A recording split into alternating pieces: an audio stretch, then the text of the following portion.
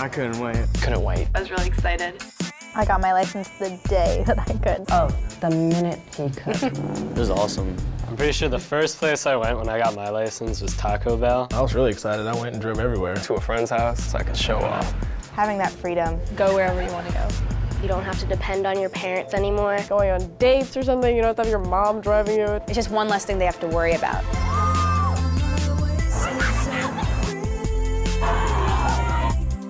I can just leave my house and I don't really have to tell her like what I'm doing.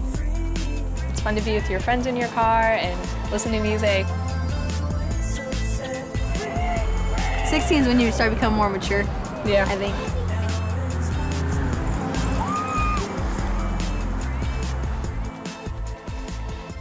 Teenagers in the United States get their licenses earlier than in most other countries, and they have easier access to cars once they're licensed.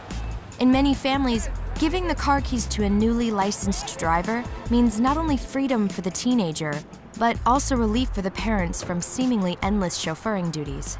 But it comes with a potentially high price. Crashes are the #1 cause of death among teens. Per mile driven, the crash rate for teen drivers is 4 times the crash rate for adults. It's higher still at night, and it's higher when there are other teens riding in the vehicle.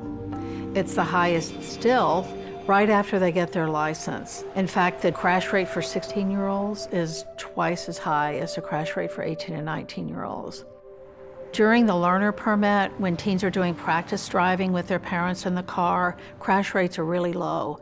That's a very safe way for teens to drive. But once the teen begins to drive without their parent in the car, crash rates skyrocket.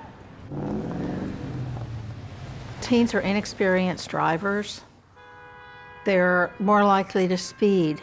I think it's fun. Going 80, 85. I end up rushing a lot. They make more driving errors. I almost hit a person like a week ago. They take corners too fast. Yeah, I flipped over my car. They may follow too closely. And I rear-ended them. They're not always able to handle a hazardous situation that pops up for the first time. Driving in bad weather, for example. It was raining outside. And we like skidded and like slid. An adult driver just has more experience handling a situation like that.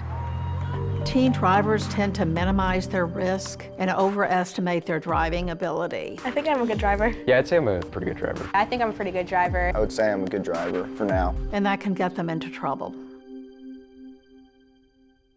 She just loved people. She made friends easy, and she had a lot of friends.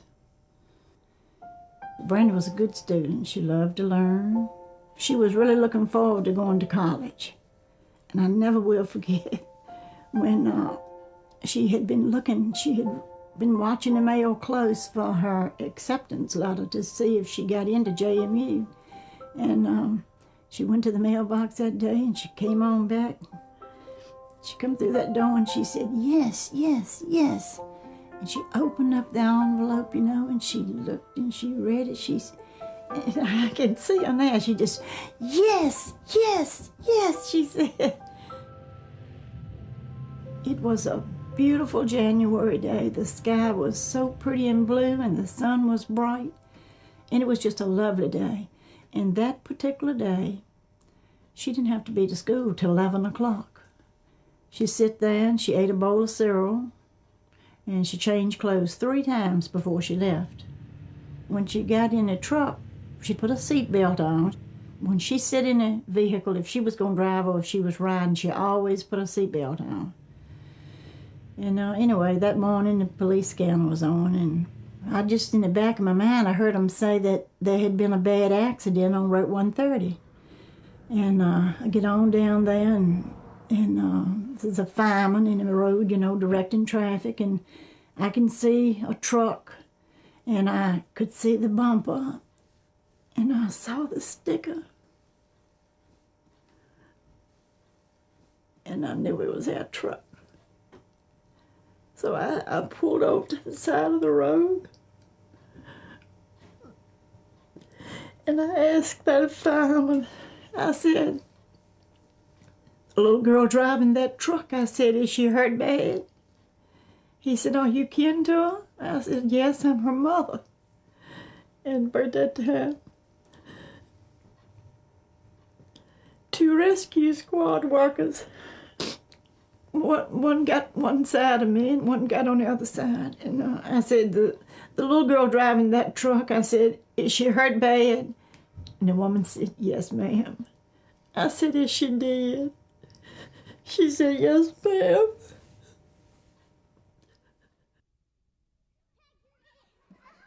Brandy was an inexperienced driver who died in a crash just 1 month after getting her license. Inexperience contributes to many crashes involving beginners. For 16-year-olds, the first few months of driving is when the risk is highest. Many parents think that driver education is a good way to address some of this risk. It's a good and convenient way to help new drivers learn skills, but parents shouldn't rely on it because poor skills aren't always to blame. Many crashes with young drivers involve their attitudes, not their skills.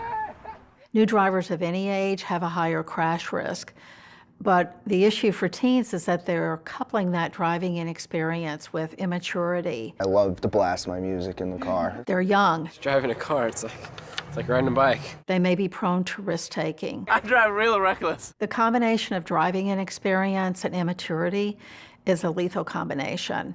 It leads to a much higher crash risk for new teen drivers. She got her license on her 16th birthday. She got her car on her 16th birthday. She had waited for it. We had waited for it. We were just as anxious for her to have her license as she was to have her license. She was probably the kind of child that every parent would hope to have.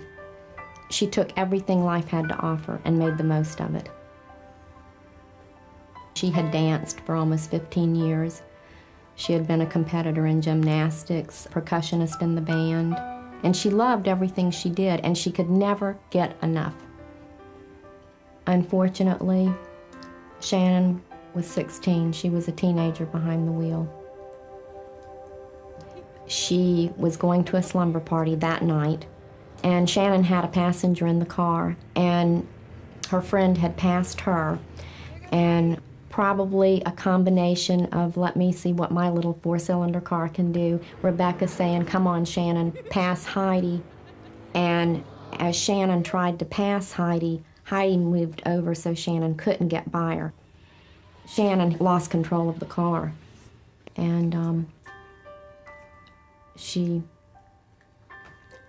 was hooked up to life support for 24 hours, but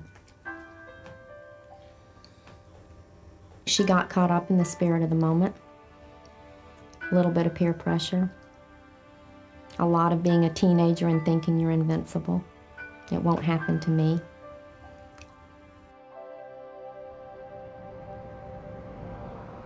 Shannon's crash was like many other serious ones involving teenagers. It was at night, and it involved speeding and thrill-seeking. Graduated licensing restrictions on young beginning drivers help prevent some of these crashes, and so can restrictions imposed by parents. The concept behind graduated licensing is to ease teens into driving so that they gain experience in low-risk situations. So the first stage of graduated licensing is a learner's permit. During this period, the parent or another adult is in the car. Then the next stage is what would be called an intermediate license, and this is the stage where the teen first begins to drive without their parent in the vehicle. But graduated licensing limits that driving. The best graduated licensing systems require 50 or more hours of supervised driving during the learner stage, licensure at 16 and a half years or older, and limitations on night driving and driving with other teenagers in the vehicle until the beginning driver is 18. All states now have some elements of graduated licensing, and research study after study has found that graduated licensing laws are highly effective in reducing teen crashes. The stronger the graduated licensing law, the bigger the crash reductions. These kinds of legal restrictions, reinforced by parents, let young beginners be mobile and get driving experience, but they do so under conditions of controlled risk. Protecting young people while they're learning to drive is really the essence of these restrictions. Graduated licensing programs around the country have reduced crashes of teenage drivers up to 30%. But in many states, the restrictions imposed by the laws are still weak. For example, many nighttime crashes of young drivers happen between 9 p.m. and midnight. But the driving restrictions in many states begin at midnight or 1 a.m. And some states don't restrict teen passengers, even though the risk of a crash goes up with even one passenger in the car. And with multiple teen passengers, the risk is 3 to 5 times greater than when a teenager drives alone. Driving around with groups of teenagers at any time of the day is a bad idea. And the highest risk for young drivers is after 9 o'clock at night with other teens in the car. This is when inexperience and immaturity are most likely to lead to dangerous behavior. Gabriel always had a smile on his face, and so did everybody around him. The very best of kids. Adoro kept the rules. Everybody loved him. The driver was driving too fast. And there was one of Gabriel's favorite songs on the radio. And so it's party time, and she was in the back seat. And he was in the front seat, dancing with her. He was up dancing with her. And the driver might well have been distracted by that. Gabriel was not wearing a seatbelt. He always wore a seatbelt. He used to tell me to wear a seatbelt. It's late at night, multiple teenagers, radio going on, and not much experience in driving. And here he was in a moment of carelessness. An unguarded moment of carelessness, when he was dancing in a car instead of looking straight ahead with a seatbelt on. He was dancing with the girl in the back seat. And the driver was carried away also with the party that was going on in his car, is what happened to 16-year-olds. And the driver was not seriously hurt physically. The little girl was not seriously hurt physically. Gabriel's not here anymore.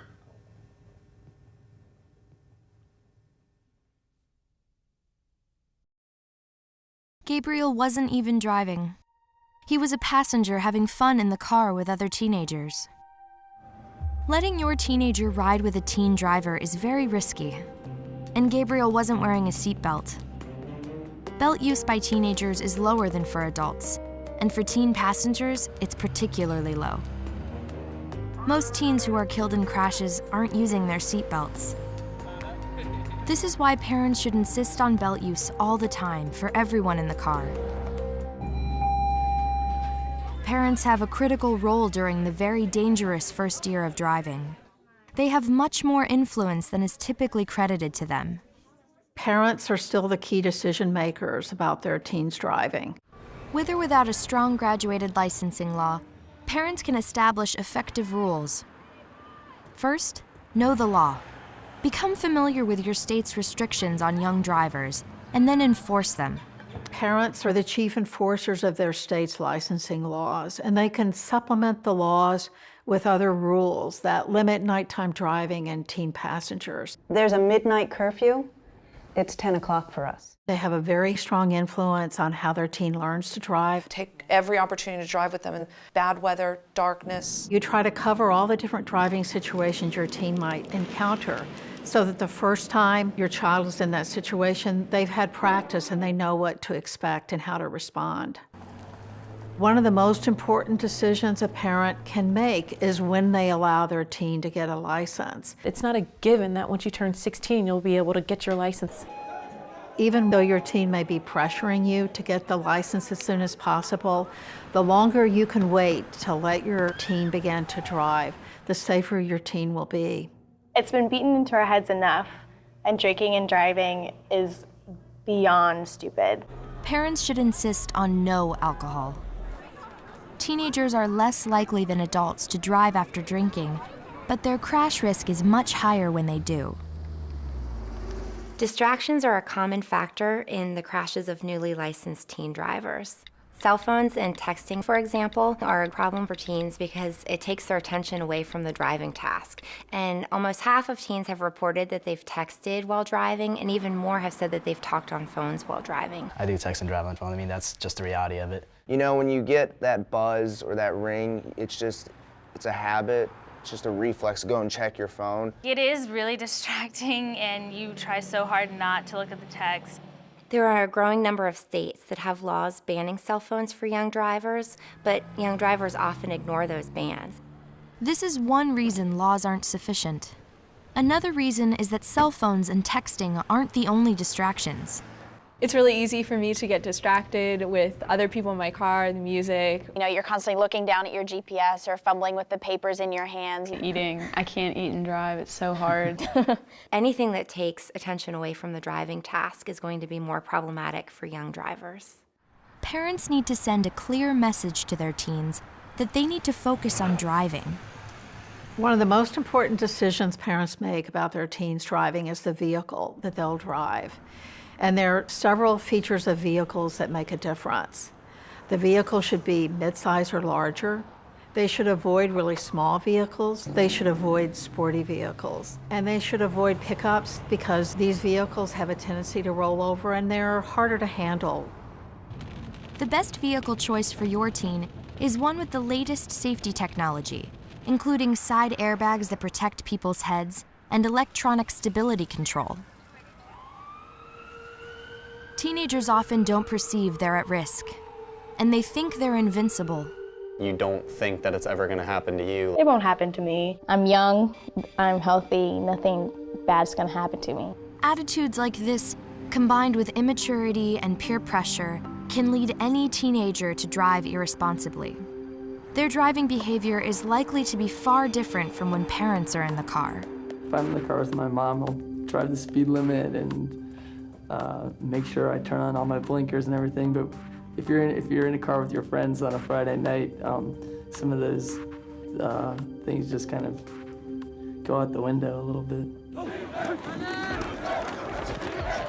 Graduated licensing programs are an important step toward reducing the risks for beginning drivers. But the role of parents is critical during the very dangerous first years of driving. We know what works. Restrictions on driving after 9 or 10 at night, and not allowing teenage passengers. These restrictions don't keep teens from getting to after-school activities or to work, but they do cut down on some of the most dangerous kinds of recreational driving. Parents may not recognize how important their decisions are. Our research suggests that teens will stay safer when their parents stay involved. We were taking a turn at 70, even though it's advised to take it at 35 or whatever. And we just lost control and just flipped, but we were all good. We were in his driveway, he is in reverse and he floors it and he crashes into a tree. She didn't have her headlights on and it was nighttime. And I was like, you know, you need to turn those on. And she just continued to drive with them off. There was an island there, and so I went over the island. I really wasn't paying attention, and I just made a right and almost hit 3 little kids. It doesn't affect me directly. I'm not gonna worry about it until it does. You just keep going, but you never really get over it. You never really, it's no way in the world you can get over losing somebody, especially a child.